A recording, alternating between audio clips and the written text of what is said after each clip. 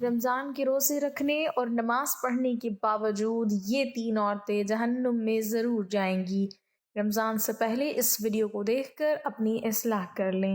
بسم اللہ الرحمن الرحیم۔ اللہ تبارک و تعالیٰ نے انسان کو مٹی سے بنا کر اشرف المخلوقات کا لقب دیا۔ سوچنے اور سمجھنے کے لیے اسے عقل و شعور کی نعمت سے نوازا۔ دیکھنے، سننے، چکھنے، سونگھنے اور لذت و تکلیف محسوس کرنے کے لیے حواس خمسہ جیسے اعضاء سے مزین کیا۔ راہ حق دکھانے اور بتانے کے لیے انبیاء کرام علیہم السلام کا عظیم الشان سلسلہ جاری فرمایا۔ انہیں آیات بینات اور معجزات سے مالا مال کیا۔ انبیاء اور رسول علیہم السلام نے اولاد آدم کو ان کے خالق و مالک کی بندگی اور اطاعت کی طرف بلایا۔ جن بندگان الہی نے ان داعیان اللہ کی دعوت پر لبیک کہی اور اسے قبول کیا، خالق کائنات نے انہیں سعادت مندی اور نجات ابدی کا پروانہ عطا کیا۔ اور جن افراد نے ان کی دعوت سے سرتابی کی اور طغیان و عصیان کا مظاہرہ کیا، رب ذوالجلال نے انہیں راندہ درگاہ اور اتاب و عقاب کا نمونہ بنا دیا۔ سلسلہ نبوت کی آخری کڑی خاتم الانبیاء حضرت محمد مصطفیٰ احمد مجتبیٰ کو اللہ تبارک و تعالی نے مبعوث فرمایا۔ قرآن کریم جیسی لاریب اور عظیم کتاب کو آپ پر نازل فرمایا، آپ کی شریعت کو آخری شریعت بنایا۔ آپ نے اپنی امت کو سب سے پہلے اللہ تعالیٰ کی توحید اور اپنی رسالت کی دعوت دی۔ جن لوگوں نے کلمہ توحید اور آپ کی رسالت کو قبول کیا انہیں نماز کی دعوت دی گئی۔ اس کے بعد زکوٰۃ، حج اور رمضان کے روزے کی فرضیت نازل ہوئی اور ان 5 چیزوں کو اسلام کی بنیاد اور اساس قرار دیا گیا۔ جیسا کہ حضور اکرم صلی اللہ علیہ وسلم کا ارشاد ہے،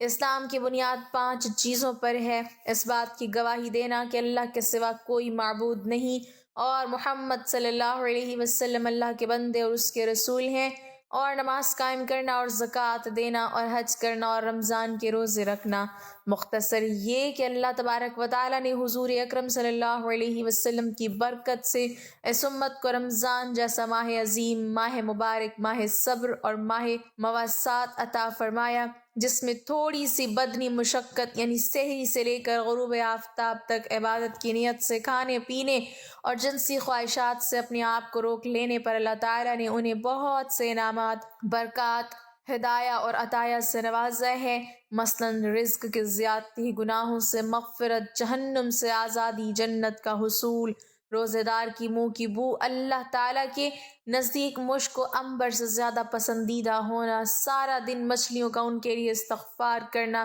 جنت کا ان کے لیے سجایا جانا، سرکش شیاطین کا قید کیا جانا، رمضان کی آخری رات میں روزے داروں کی مغفرت کیا جانا، اللہ تبارک و تعالیٰ کا روزے دار کی طرف متوجہ ہونا اور اپنی رحمت خاصہ کا نزول فرمانا، اللہ تعالیٰ کا خطاؤں کو معاف فرمانا، روزے داروں کی دعاؤں کا قبول ہونا، اللہ تعالیٰ کا اپنے روزے دار بندے کی وجہ سے ملائکہ پر فخر فرمانا، روزے کا گناہوں اور جہنم سے ڈھال بننا، رمضان میں ایک نفل کا ثواب فرض کے برابر اور ایک فرض کا ثواب عام دنوں کے اعتبار سے 70 فرائض کے برابر ہونا، اسی طرح عام عبادات میں ایک عمل کا ثواب 10 گنا سے لے کر 700 تک، اور خاص طور پر شب قدر کی عبادت کا ثواب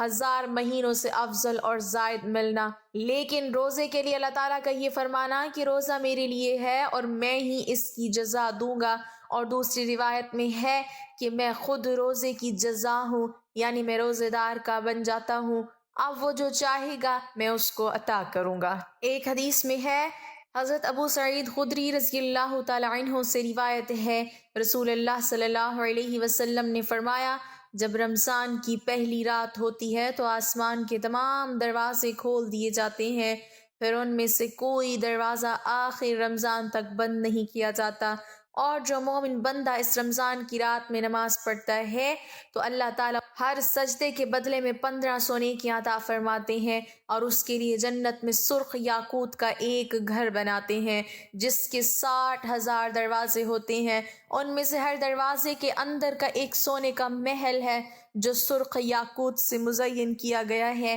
پھر مومن بندہ جب رمضان کے پہلے دن روزہ رکھتا ہے تو اس کے گزشتہ گناہ معاف کر دیے جاتے ہیں، اور ہر دن فجر کی نماز سے سورج غروب ہونے تک 70,000 فرشتے اس کے لیے مغفرت کی دعا کرتے ہیں، اور رمضان میں خواہ دن ہو یا رات وہ جو بھی سجدہ کرتا ہے اس کے بدلے میں اس کے لیے جنت میں ایک ایسا درخت لگ جاتا ہے جس کے سائے کے نیچے ایک گھڑ سوار 500 سال تک دوڑ سکتا ہے۔ اسی طرح روزے دار کو 2 خوشیوں کا ملنا، ایک افطار کے وقت کی خوشی کہ اللہ تعالیٰ نے روزے جیسی عظیم عبادت کی توفیق عطا فرمائی، اور ایک خوشی اللہ تعالیٰ سے ملاقات کے وقت ہوگی انشاءاللہ۔ اسی طرح روزے داروں کے لیے جنت کے باب ریان کا مخصوص ہونا، جنت میں شراب طہور کا ملنا جس کے پینے کے بعد کبھی پیاس نہیں لگے گی، روزہ رکھنے سے صحت کا ملنا، روزے دار کے لیے قیامت کے دن سفارش کرنا، خیر کے کام کرنے والوں کو اللہ تعالیٰ کے منادی کی طرف سے مزید اعمال خیر کی ترغیب دینا،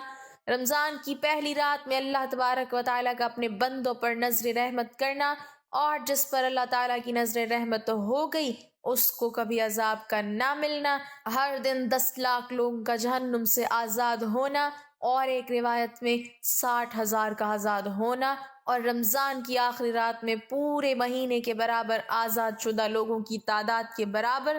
لوگوں کا جہنم سے آزاد کیا جانا، رب العالمین کا فرشتوں سے ان کے اجر کے بارے میں دریافت کرنا اور فرشتوں کو ان روزے داروں کی بخشش پر گواہ بنانا، آسمان کے دروازوں کا کھلنا، رمضان کی ہر رات میں اللہ تعالیٰ کے منادی کا اللہ تعالیٰ کی جانب سے یہ ندا دینا کہ ہے کوئی سوال کرنے والا کہ میں اس کا سوال پورا کروں، ہے کوئی اپنے گناہوں سے توبہ کرنے والا کہ میں اس کی توبہ قبول کروں، ہے کوئی بخشش مانگنے والا کہ میں اس کو بخش دوں، ہے کوئی دعا کرنے والا کہ میں اس کی دعا قبول کروں۔ شب قدر میں فرشتوں کا عبادت میں مصروف لوگوں سے مصافحہ کرنا، ان کی دعاؤں پر فرشتوں کا آمین کہنا، ہر رات دن میں روزے دار کی ایک دعا کا قبول ہونا، یہ تمام وہ انعامات ہیں جو اللہ تعالیٰ روزہ رکھنے والوں کو روزہ کی بنا پر عطا فرماتے ہیں۔ روزہ رکھنے کی بنا